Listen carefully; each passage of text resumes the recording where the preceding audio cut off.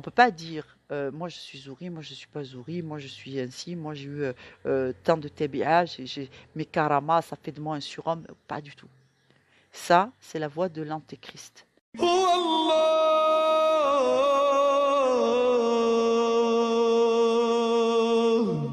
هو الله الذي لا إله إلا هو الملك. Bismillah, salam alaikum wa rahmatullah wa barakatuh. Petit rêve que je vais vous expliquer, Inch'Allah. Des pièges de la dunya, et Allah enseigne par le biais qu'il veut, Inch'Allah. Donc, alors, la dunya constitue un piège considérable pour les serviteurs, tous ceux qui vont passer dans ce monde parmi les hommes et les djinns. Attendez, je vais déjà faire un truc. Bismillah ar-Rahman ar-Rahim. Alhamdulillah, la ilaha illallah, wahdahu la sharika lah, lahu al-mulk wa lahu al-hamdu wa huwa ala kulli shay'in qadir. Walillahi alhamd, rabbus samawati wal ardi rabbul alamin. Alhamdulillah, la ilaha illa ant, inna waliya Allah alladhi nazzala al-kitaba wa anta tatawalla as-salihin. Bismillah ar-Rahman ar-Rahim. Bismillah alladhi la yadurru ma'a ismihi shay'un fil ardi wa la fis sama'i huwa sami'un alim. Donc je voulais vous parler des pièges de la dunya, des grands pièges de la dunya que je vais diviser en 3 grandes catégories. Alors, d'abord une introduction pour vous rappeler le rôle de la dunya. La dunya, à quoi ça sert? Il faut se souvenir de ce qu'Allah nous a enseigné. Il nous a enseigné qu'en fait, nous avons, par le biais d'Adam alayhi salatu wassalam, goûté à la désobéissance alors que nous étions au paradis. Et Allah a mis sur la terre les hommes en guise de bannissement, de petite punition, mais qu'en fait est une immense punition. On a été déshérités du paradis. Donc vraiment, c'est grave. On a été déshérités du paradis et on n'y retournera qu'à condition. La condition, c'est que nous ne désobéissons plus, sinon on ne retournera pas au paradis. Et Allah, dans son immense générosité, nous a accordé un délai parce qu'il sait pertinemment que l'islam, c'est trop lourd, globalement. L'islam, l'obéissance parfaite, est trop lourde dans ce monde à cause de nos ennemis, à cause des tentations, à cause de la maladie, à cause de l'affliction, le froid, la faim et les catastrophes naturelles, et ainsi de suite. Nous allons être extrêmement tourmentés et éprouvés dans ce monde. Mais à ça, il y a encore d'autres pièges. Donc le but, c'est de se purifier, exactement comme Adam alayhi salatu wassalam. Voilà, si vous vous penchez sur l'histoire de Adam et ce que Allah attendait de lui, vous comprendrez que c'est exactement ce qu'Allah attend de chacun d'entre nous. Quand on a compris ce que Allah a enseigné à Adam alayhi salatu wassalam, afin qu'il le reprenne au paradis, ben vous comprendrez ce que Allah attend de nous, chacun autant que nous sommes, et les djinns aussi. Ensuite, une fois qu'on a remis ce cadre, ce contexte, en disant que la dunya n'est que la zone d'épreuve, tout ce qui est dans ce monde, tout, sans exception, fait partie de l'épreuve. Le fait d'avoir une famille chaleureuse qui vous aime fait partie de l'épreuve. C'est aussi une miséricorde, attention, mais ça fait partie de l'épreuve. Qu'est-ce qui va pouvoir vous détourner de l'adoration d'Allah? Il y en a, c'est le bonheur, il y en a, c'est le malheur. Il y en a, c'est de souffrir, il y en a, c'est d'être heureux. Il y en a, c'est d'être riche, il y en a, c'est d'être pauvre. Et ainsi, Allah vous enseigne que il a mis les uns au-dessus des autres à tour de rôle. Il a mis tantôt les Occidentaux au-dessus des Arabes, tantôt il avait mis les Arabes au-dessus des Occidentaux, tantôt il a fait gagner les Romains, tantôt il les a fait perdre. Et ainsi, Allah vous dit que à tour de rôle, il vous met les uns au-dessus des autres, et afin de voir si vous êtes plus du genre à vous rebeller quand vous êtes riche ou quand vous êtes pauvre. Et certains se rebelleront quand Allah les aura appauvris plutôt qu'enrichis. Et d'autres se rébelleront quand ils auront été enrichis alors qu'ils étaient pieux quand ils étaient pauvres. Enfin, un semblant de piété du moins, parce que Allah est beaucoup plus sage que nous. Donc il faut être très vigilant quant à la nature des épreuves. Tout est une épreuve. Allah nous rappelle dans le Coran que même nos biens, nos maisons, nos enfants sont une épreuve. Et nos parents sont une épreuve. Donc il y a un bien et une épreuve, j'allais pas dire un mal, mais un bien et une épreuve, une facilité et une difficulté qui marchent toujours ensemble. Alors le rêve en question, c'est, il y a trois grands axes euh, sur lesquels il faut être très très très vigilant et dans lesquels on a retrouvé beaucoup de gens qui se sont engouffrés. Les croyants ont deux, euh, j'allais dire les croyants ont deux. Je vais juste vous raconter rapidement le rêve. J'étais en train de me déplacer et je cherchais des solutions et je m'adressais à Allah. Et je dis, ya Allah, je ne comprends pas. Est-ce qu'il y a une issue à ce monde? Moi aussi, j'étais en train de chercher une issue. Tout le monde cherchait une issue. Dans mon rêve, tout le monde cherchait une issue à ce monde, globalement. Et euh, il y avait dans le premier groupe des gens qui montaient tout en haut, tout en haut, tout en haut d'un immeuble et qui se mettaient à voler. Et c'était des gens voilés, notamment beaucoup de femmes voilées avec des belles robes et tout, machallah, bien apprêtées et tout. Et elles montaient tout en haut de l'immeuble et elles se mettaient à voler, à léviter. Et elles étaient contentes. Elles faisaient comme si c'était un parc et elles profitaient de l'activité. Elles disaient, nous attendons le Messie, celui qui va ouvrir la porte dans le ciel, globalement. Et là, je m'adresse à Allah, je dis, mais ya Allah, c'est une aberration, c'est une hérésie. Tu vas pas ouvrir des portes dans ce monde et il n'y a pas de... le prophète, il est déjà passé, quoi. Qui est-ce qui va venir ouvrir des portes dans le ciel si ce n'est Allah lui-même? Non, donc du coup, ça me semblait un peu étrange et je me suis dit, ça sent pas la vérité ici. Je pense que ça, c'est pas l'islam. Je continue mon chemin et je vais retrouver des gens dont je les accompagne et ils rentrent dans une espèce de grand bâtiment dans lequel il y a une espèce de petite crypte et une stèle devant, comme il y a sur les monuments touristiques. Et je vois des gens qui commencent à essayer d'ouvrir un passage dans le sol. Mais c'est un sol comme s'il y avait euh, une espèce de stèle qui ressemble comme à une tombe et dans laquelle il y aurait un passage souterrain. Et je vois les gens qui s'affairent autour et je croise des hypocrites, c'est-à-dire des hypocrites, des gens qui esquivent comme ça et qui veulent pas me regarder en face. Et je me dis, tiens, ce comportement, il est bizarre. Ça me plaît pas trop, cette façon d'être et cette façon de faire. Mais allez, je mets ça de côté et je continue à m'enfoncer dans le bâtiment et je vais voir ce qu'ils font. Et je leur dis, mais qu'est-ce que... Enfin, je regarde, je dis, qu'est-ce que vous faites? Qu'est-ce que vous cherchez? Ils cherchent une issue pour sortir de ce monde. Et en essayant de sortir de ce monde, ils essayent d'ouvrir ces passages souterrains. Donc les premiers, ils cherchent un passage dans les cieux, et les autres, ils cherchent un passage souterrain. Et ça fait penser à un verset du Coran, où Allah dit que vous ne sauriez sortir de ce monde. Toutes les générations qui sont passées ici, et leur corps est toujours ici. C'est incroyable, c'est vraiment hallucinant. Donc ces gens, ils étaient en train d'essayer d'ouvrir et en faisant des incantations. Et à un moment donné, il y en a une qui ne savait pas du tout ce qu'elle faisait. Elle s'est dit, tiens, moi j'ai un livre, on va essayer avec ça.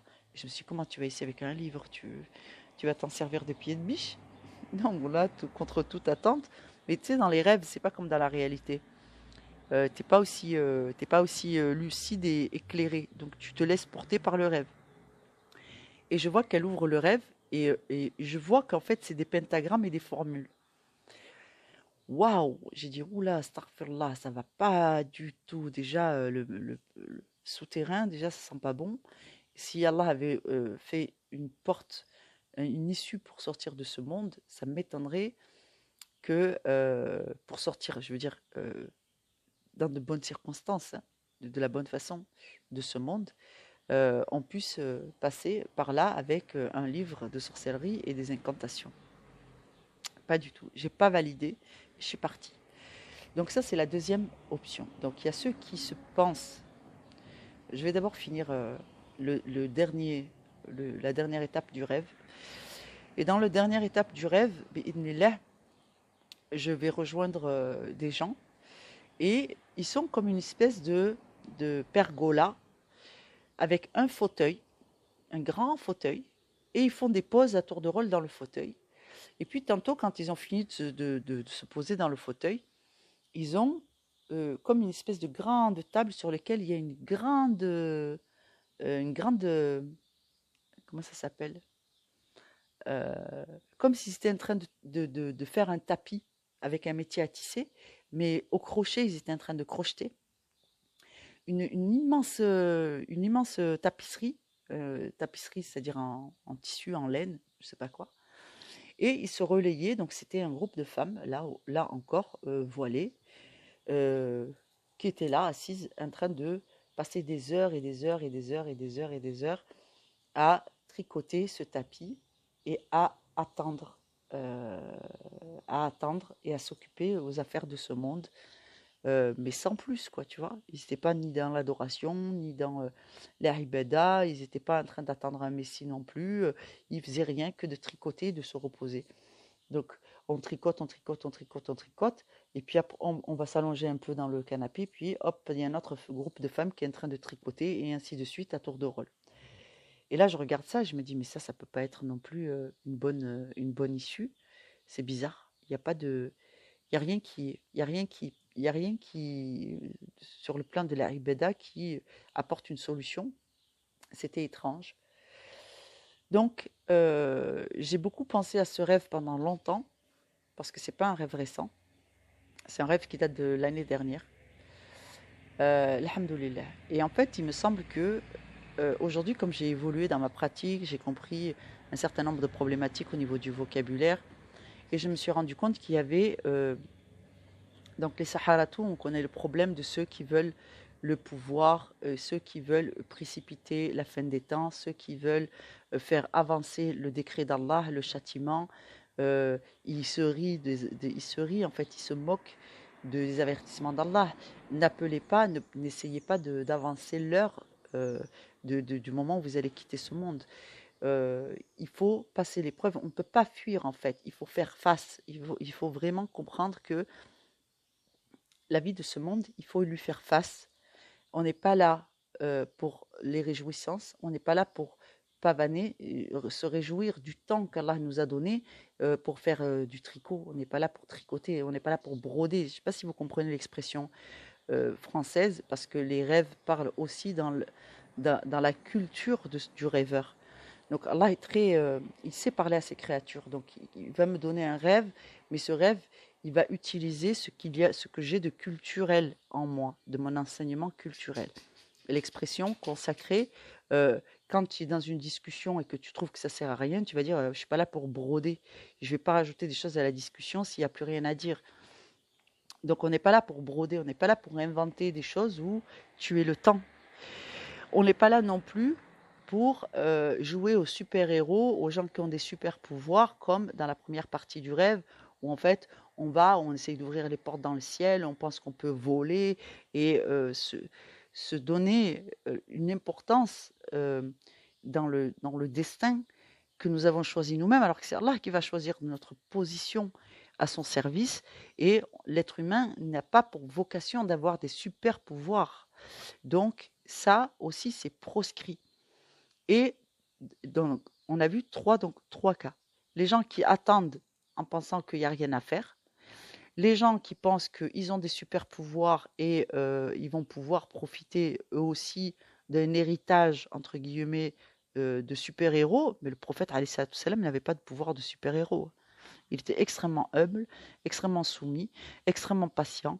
Dans l'épreuve, il n'avait pas les moyens de se sortir lui-même de l'épreuve. Rappelez-vous, quand il a été détenu et torturé, radiyallahu anhu, miskin, il a été obligé de faire comme tous les hommes quand Allah n'a pas donné le décret de sa délivrance. Il a dû patienter entre les mains de ses tyrans. Donc, nous ne sommes pas des super-héros en tant que musulmans, nous n'avons pas de super-pouvoirs. Tous ceux qui vont chercher dans cette direction un sens à leur vie et un sens, une direction, ils sont dans l'égarement. C'est vraiment, il faut faire attention. Et quant aux autres qui patientent en disant il n'y a rien à faire, je vais rien faire, et puis viendra bien le moment où je serai jugé, si je ne fais pas de mal, bah à côté de ça, vous n'avez quand même pas fait de bien. Retenir le mal, c'est un bien, mais faire ce qu'Allah attend de nous dans ce monde, c'est-à-dire lutter dans son sentier, avec ses biens et sa personne et son temps, ce travail-là, il faut le faire. On ne peut pas y échapper. Donc, faites des invocations, faites des douas, faites un jihad, faites des ruqya, parce que tout ça, c'est un jihad. C'est déjà un investissement. Impliquez-vous dans une association, donnez des cours d'arabe ou accompagnez vos enfants et essayez de solidariser la société, de créer du lien, de rassembler plutôt que de... Voilà. Ne rentrez pas dans les grandes discussions de fitna, n'alimentez pas les gens qui font la fitna. Luttez dans le sentier d'Allah avec les moyens qu'il vous a donnés, chacun dans vos moyens. C'est pas toujours financier, hein. Des fois, c'est par le comportement, subhanallah. Quand tu vois, par exemple, tu es avec un groupe de sœurs et que ça commence, la discussion, elle commence à être vaine et négative, faites les rappels qui sont utiles et rappelez, montez le niveau, augmentez, tirez vers le haut les groupes dans lesquels vous vous retrouvez. C'est comme ça qu'on lutte dans le sentier d'Allah. Donc, ne rien faire pour le triomphe d'Allah et de sa cause, c'est un tort considérable. Parce que le temps que vous avez dans ce monde, il n'est pas là pour broder. Les broderies, vous allez les laisser derrière vous quand vous serez arrivé devant Allah. Vous serez tout nu. Vous n'aurez que vos bonnes actions et ce que vous avez engagé, investi dans le sentier d'Allah. Et pour le groupe qui cherchait à avancer l'heure ou à sortir de ce monde, à essayer de fuir leurs responsabilités et qui se sont enquéris de la sorcellerie pour avoir un pouvoir, ceux-là, Allah les a maudits. Donc, il faut être vigilant. Aujourd'hui, ça a pris 1 an, donc j'avais une part de l'exégèse de ce rêve, mais aujourd'hui, j'en ai la totalité. Parce que qu'est-ce qui me manquait? Il me manquait l'expérience de vie pour comprendre la première partie du rêve qui m'avait vraiment choquée. Comment nos frères et sœurs de la communauté, ils montent sur les toits, ils volent dans le ciel, ils attendent le Messie qui va leur ouvrir la porte dans le ciel. C'est aberrant. Donc tous les gens qui sont partis dans une direction ésotérique, où ils pensent que parce que vous êtes des musulmans, que vous avez une part de hérité de sorcellerie qui vous a donné la possibilité de voir dans l'invisible ou de faire des choses comme ça vient du diable. Vous êtes musulman. Vous n'êtes pas responsable de ce qui s'est passé avant votre naissance et vous n'êtes pas responsable de ce que les Saharatou vous ont fait. Par contre, le fait de continuer à croire que vous pouvez être doté de super pouvoirs alors que même le prophète, même les prophètes, ne pouvaient même pas porter les miracles avec lesquels ils sont venus parce que c'est Allah qui porte les miracles, vous êtes dans l'attente de Dajjal et non pas dans le combat contre Dajjal. Faites très très attention, soyez très vigilants sur ces fausses croyances que les musulmans, ils peuvent s'enfler d'orgueil ou d'ostentation sur ces points-là. Les musulmans, les meilleurs d'entre nous, sont d'une humilité à nous mettre la honte. Ils sont tellement humbles, subhanallah, ils sont tellement humbles par la grâce d'Allah que jamais vous n'imagineriez à quel point Allah les soutient. Tellement. Ils font une invocation, ça change. Il y a des millions de chances quelque chose dans l'invisible, sauf que nous, on ne les voit pas. Ils font une invocation, ils peuvent Allah va les soutenir parce qu'il les aime et ils vont pouvoir débloquer des situations pour des millions de musulmans qui sont dans la douleur et dans la souffrance. Ils vont faire une invocation dans un cimetière et Allah va apporter du soulagement à ceux qui auraient mérité et à qui manquait un peu de bonne action pour qu'Allah les reprenne. Et donc Allah peut soulager le châtiment de la tombe pendant quelque temps aux gens, quand ces gens-là, ils font une invocation, c'est puissant le soutien d'Allah. Mais nous, on ne peut pas dire moi je suis Zouri, moi je ne suis pas Zouri, moi je suis ainsi, moi j'ai eu tant de TBA, mes karamas, ça fait de moi un surhomme. Pas du tout. Ça, c'est la voie de l'antéchrist. Donc vraiment, INS, Wallah, je vous le dis avec beaucoup de sérieux. Soyez vigilants sur vos convictions que vous laissez rentrer dans vos cœurs. Soyez vigilants. Donc rappelez-vous, les gens qui sont là et qui pensent qu'ils peuvent voler alors que l'être humain, Allah vous a dit marchez avec humilité sur la terre. Restez là, restez là. Soumettez-vous à Allah. Les autres qui pensent qu'ils peuvent rester dans leur petit coin et personne ne leur fera de mal et vous n'avez pas travaillé dans le sentier d'Allah, vous avez investi peu de choses pour que la cause d'Allah, sachez que nous sommes la génération qui doit faire le jihad en faveur d'Allah pour aider notre communauté. c'est les invocations, les prières pour la communauté, elles doivent être nombreuses, Yanes, nombreuses.